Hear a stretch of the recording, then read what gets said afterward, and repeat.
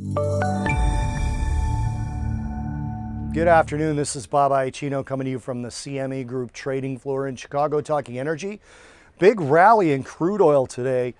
WTI, the West Texas Intermediate U.S. crude, the shale crude for the most part, rose almost 2.5%, got to a high of 68.51 before it finished well below 68, but still in that high 66 or 67 range.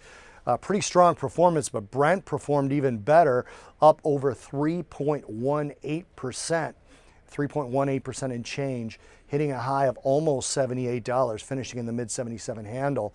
A lot having to do with this OPEC meeting that's happening in about a month. There were rumors, at least sources, saying that Russia and OPEC were talking about increasing by 1 million barrels a day in terms of production, but Saudi's energy minister denied that the potential output increase was in the cards. He said we would actually have to discuss it first, which had not happened, again, according to the Saudi oil minister.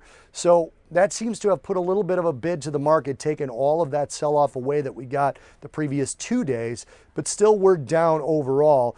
WTI reached correction territory yesterday, hitting down 9.7% from its highs of 72.90 all the way down to its lows and then rallying up from there. So if you look at it as a correction, we're back on the bull market train here, but it also depends on how things develop going into that OPEC meeting. We also have geopolitics coming into play as tensions rise with Iran. Iran gave Total basically till the end of June to decide if they were going to make an investment. There's a lot of speculation that if more and more of these companies pull out of their promised investments in the Iranian energy sector, that Iran is going to respond with military tensions. That's another reason why OPEC oil, which is Brent, rallied more than WTI. The spread between WTI and Brent actually opened up wider than it was yesterday, where we settled at 868 yesterday. That actually puts a little bit of a bid to WTI as the demand for WTI to be exported to countries when they include the transportation becomes stronger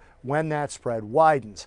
We also had the dollar falling, inverse relationship between the dollar and commodities in play all across the commodity sphere today, and crude was boosted by the weaker dollar as well. Dollar fell almost 0.75% and was down almost 1% on its lows, helping along that crude bid to reach the highs that they did today. This is Bob Iaccino talking about a strong crude oil market from the CME Group trading floor in Chicago.